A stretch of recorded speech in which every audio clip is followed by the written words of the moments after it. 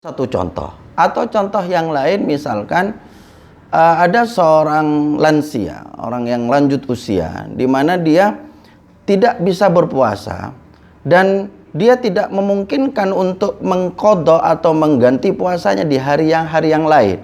Maka orang lansia tersebut adalah tidak dikenakan kewajiban untuk melaksanakan qadha puasa, tetapi bisa diganti dengan fidyah. Nah, fidyah di sini adalah caranya adalah dengan cara membayarkan sebanyak 1 mud, ya, 1 mud per hari.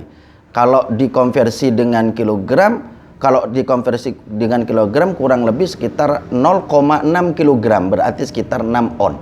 Ya, jadi misalkan dia meninggalkan 1 hari, maka harus mengganti 6 on.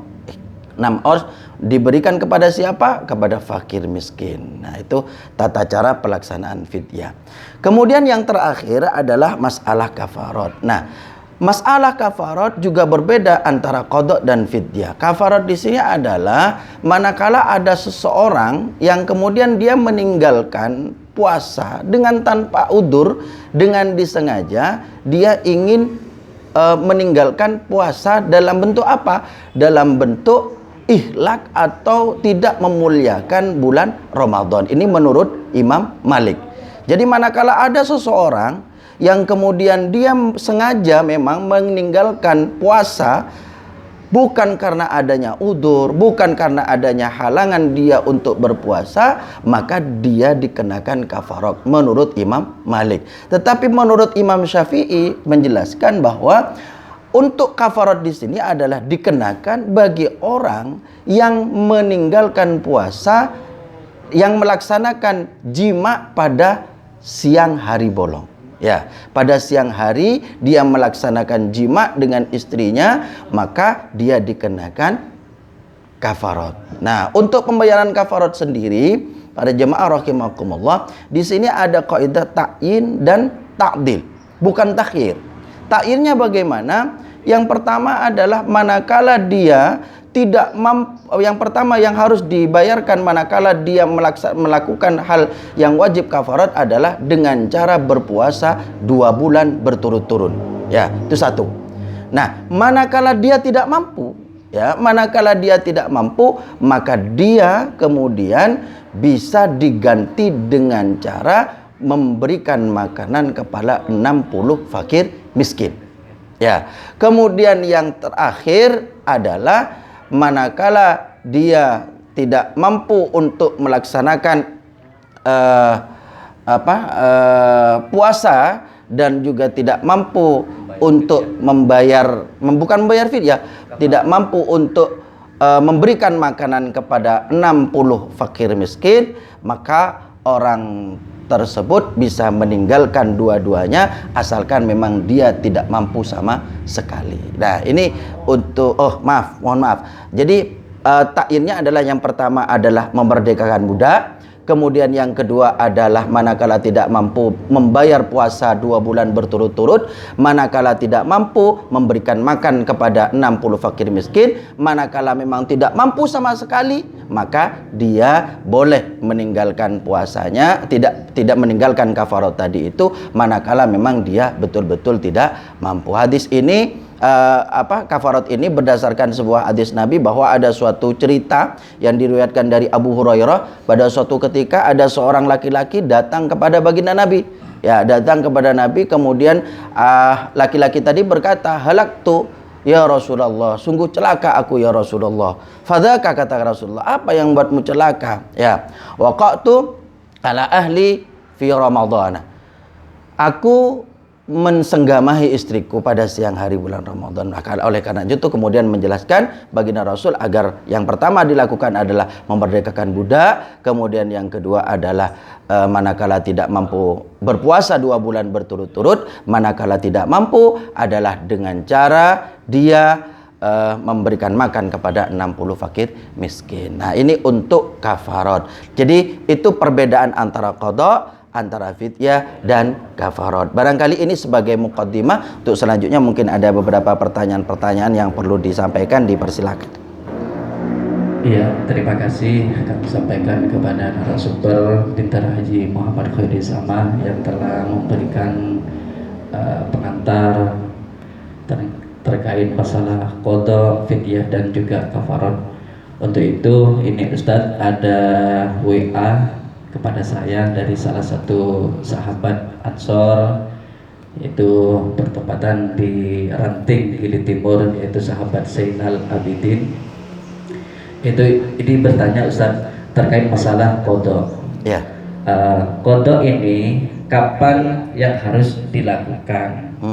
Ketika salah satu kita meninggalkan tidak berpuasa di bulan Ramadan. Jadi kodok itu kapan untuk kita lakukan? Mungkin langsung dijawab Ustaz. Baik. Terima kasih. Jadi untuk qada dilakukannya adalah setelah keluar dari bulan Ramadan. Jadi bisa dilaksanakan bulan Syawal, bisa dilaksanakan bulan Dzulqa'dah, Dzulhijjah dan seterusnya dan seterusnya. Untuk harinya pun bebas. Mau dilaksanakan kapan pun bebas, tapi alangkah baiknya manakala ingin mendapatkan pahala lebih, bisa dibersamakan dengan puasa sunnah. Senin, Kamis misalkan ya, di pada hari Senin bisa dilaksanakan qada puasanya sehingga bisa mendapatkan pahala kesunatan melaksanakan puasa di hari Senin maupun di hari Kamis ya. Ya, ini begini Ustaz. Ya. Jadi salah satu sahabat Zainal ini kan termasuk sahabat kita yang sedikit nakal. Iya. Jadi sahabat Zainal ini nakal tapi puasa gitu ya. Nakal tapi puasa. Kadang-kadang. Dan juga mau ngaji. Siap. Jadi Alhamdulillah. Sahabat Zainal ini Ustaz, jadi juga bertanya, tadi sudah dijawab sama Ustaz terkait masalah kodoknya. Seumpama masih tanya lagi, masih ngejar. Masih ngejar. WA juga kepada saya. Seumpama Ustaz, kodok itu tidak dilakukan di tahun setelah bulan Ramadan. Artinya Ramadan selesai, bulan Syawal dan seterusnya sampai ketemu bulan Ramadan. Belum dikodok juga. Sahabat Zainal itu dalam waktu 12 bulan tidak sempat mengkodok. Masya Allah. Tidak sempat mengkodok selama 12 bulan. 12 bulan. Bagaimana itu Ustaz? Baik. Dijelaskan. Baik. Ya.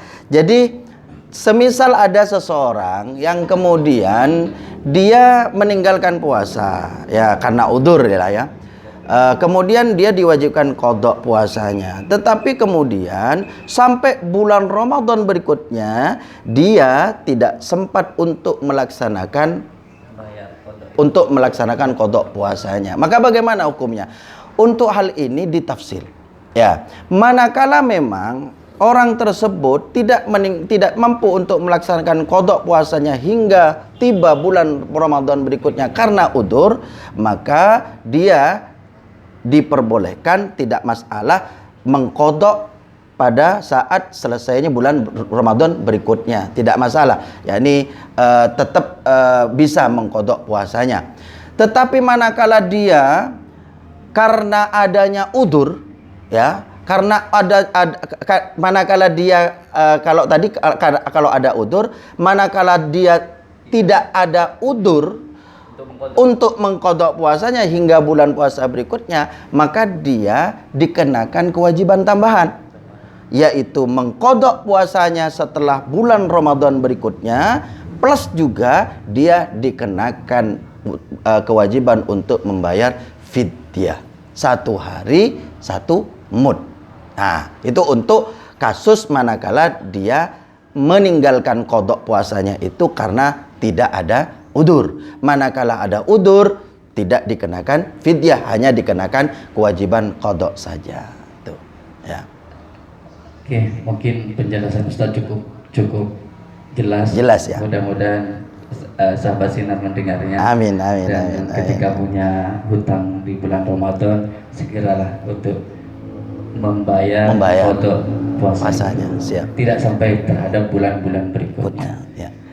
Mungkin ini juga menarik Ustadz, ada satu pertanyaan dari salah satu sahabat Ansor juga ini Ustadz. Jadi memang sahabat Ansornya Iya. banyak Ustaz. Jadi Alhamdulillah. kebetulan ada punya WA saya, jadi langsung bertanya Iya. gitu terkait masalah qada, fidyah dan juga Kafarat, siap. Ini datang dari salah satu ranting dari Gianyar, yaitu sahabat Sandi Bayangkara Ustaz. Siap. Ustaz, ya. Ini adalah sahabat yang luar biasa bagi saya. Iya. Bagaimanapun beliau terus ingin belajar dan terus belajar gitu. Ini belajarnya karena dia mu'allaf atau bagaimana? Bukan Ustaz. Bukan. Ini sebetulnya sudah bukan mu'allaf, Bukan, ya? mu'allaf. Cuman Ustaz, salah satu sahabat ini memang apa ya Ustaz?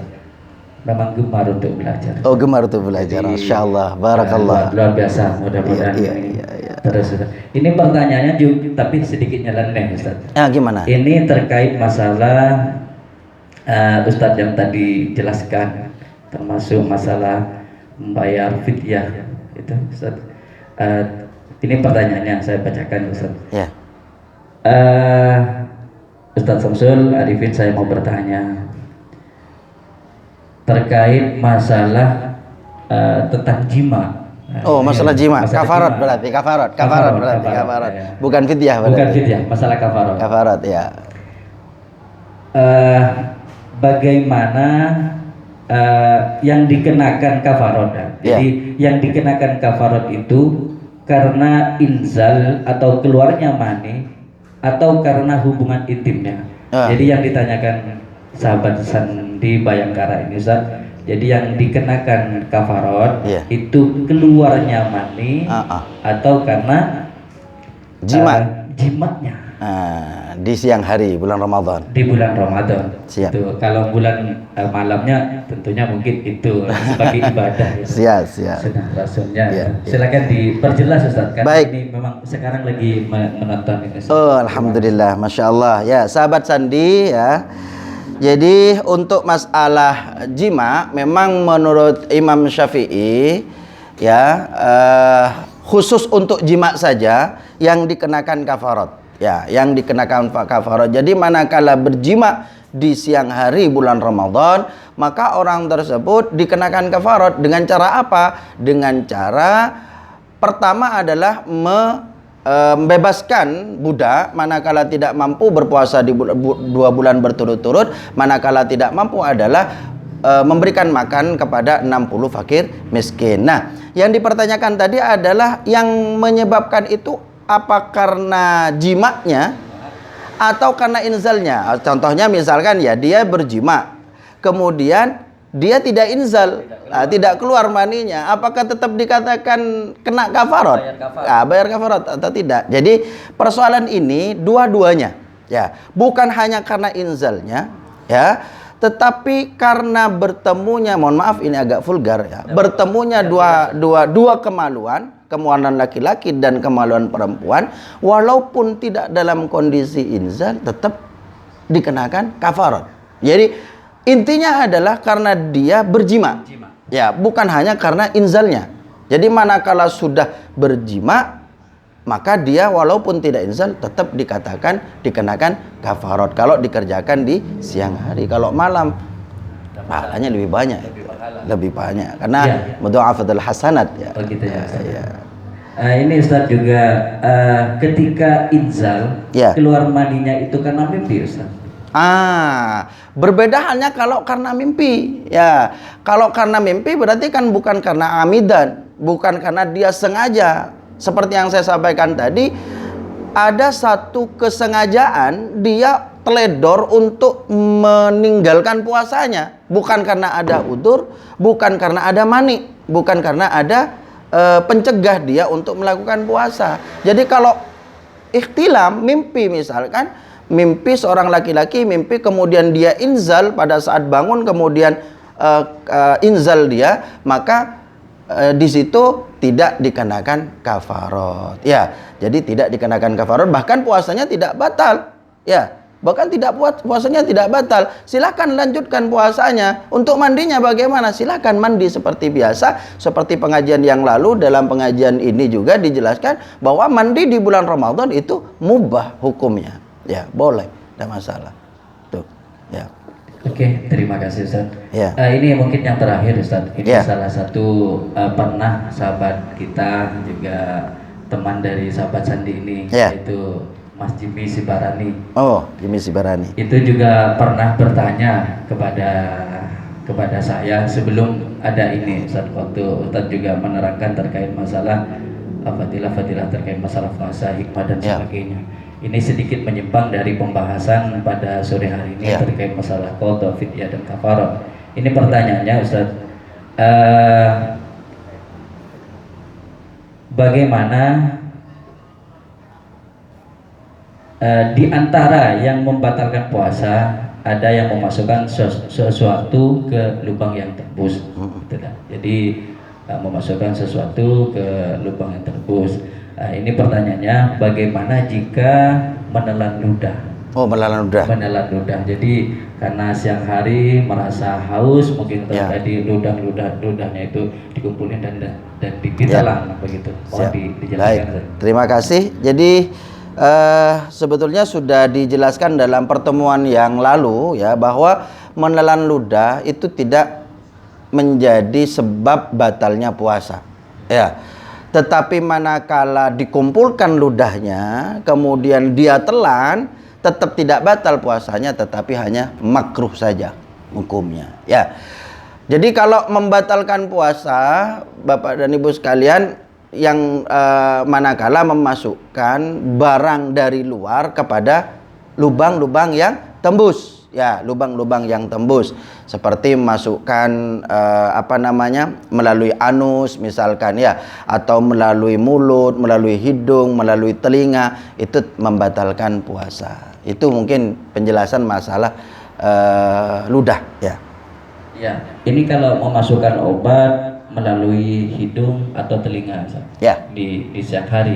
Ya. Jadi kadang kita karena sakit mata kita ngasih obat pada siang hari, ketika sakit telinga kita juga kasih tetes obat. Bagaimana itu Ustaz? Ya. Mohon dijelaskan. Jadi kalau misalkan memasukkan obat melalui lubang-lubang tembus, maka hukumnya adalah batal puasanya. Ya.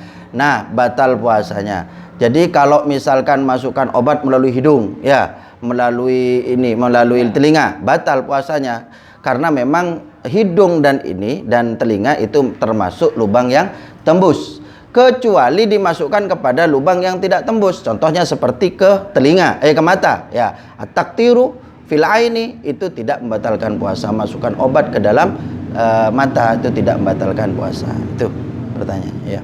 Oke. Mungkin itu cukup. Ya, terakhir saya tadi lupa menyampaikan masalah kafarot tadi itu. Jadi ya, untuk kafarot jima pada siang hari bulan Ramadan yang dikenakan ini siapa? Yang dikenakan apakah yang laki-laki dan perempuan? Yang dikenakan adalah yang laki-laki saja. Itu yang perlu Jadi yang perempuan tidak dikenakan kafarot. Yang pertanyaannya sahabat Sandi. Sahabat Sandi tadi itu. Ya, saya lupa. Jadi yang perempuan tidak dikenakan kafarot, yang laki-laki saja yang dikenakan kafarot. Ya, untuk yang perempuan bagaimana? Yang untuk perempuan dia tetap batal karena masuk sesuatu barang ke dalam tubuhnya, ya, kepada lubang yang tembus, ya, tetap batal, tetapi tidak dikenakan kafarot, hanya dikenakan kewajiban mengqadha puasa saja. Terus itu yang pertama. Kemudian yang kedua, bagaimana kalau misalkan ada seseorang yang dia batal puasanya, ya, seperti contohnya dia bukan batal, dia tidak berpuasa karena sebab udzur, karena dia musafir misalkan, ya, dalam perjalanan. Kemudian istrinya itu adalah dalam kondisi berpuasa, kemudian berjima di situ, sama hukumnya. Untuk yang laki-laki tidak dikenakan kafarot karena memang dia tidak puasa. Untuk yang perempuan juga tidak dikenakan kafarot. Ya, hanya diwajibkan untuk mengqadha puasanya saja. Itu mungkin yang bisa saya sampaikan. Oke, jadi pada kesempatan sore hari ini kami sudah cukup jelas yang telah diterangkan oleh para narasumber pada sore hari ini yang telah membahas terkait masalah qadha, fidyah dan juga kafarat. Mudah-mudahan apa yang telah disampaikan oleh beliau menjadi ilmu yang manfaat bagi kita sekalian, sehingga menjadi tambahan amal ibadah kita di bulan Ramadan. Mungkin yang terakhir Ustaz, mungkin ditutup dengan pembacaan doa untuk saudara-saudara kita yang kali ini lagi tertimpa musibah, yang telah wafat, para korban dari COVID-19 yang jumlahnya sudah 1.200 orang se-Indonesia. Mungkin kita kirimkan doa untuk para almarhumin, mudah-mudahan beliau ditempatkan di surganya Allah. Amin. Dipersilakan Ustaz. Baik. Bismillahirrahmanirrahim. Alhamdulillahirabbil alamin. Hamdan fi ni'amahu wa yukafi mazida. Ya Rabbana lakal hamdu kama yanbaghi li jalali wajhika 'azimi sultanik. Allahumma shalli wa sallim ala sayidina Muhammad wa ala sayidina Muhammad. Allahumma taqabbal minna siyamana wa salatana wa qiyamana wa ruku'ana wa sujudana wa qu'udana wa tadarru'ana wa khushu'ana wa la tadrib biha wujuhana ya ilahal alamin wa ya khairan nasirin bi rahmatika ya arhamar rahimin. Irhamna Allahumma inna hadal marda jundun min junudik tusibu bihi man tasha wa tasrifu amman tasha fasrifu anna wa an auladina wa azwajina wa ahlina wa dhurriyyatina wa ahlina wa buyutina wa biladina wa biladil muslimina amata ya rabbal alamin.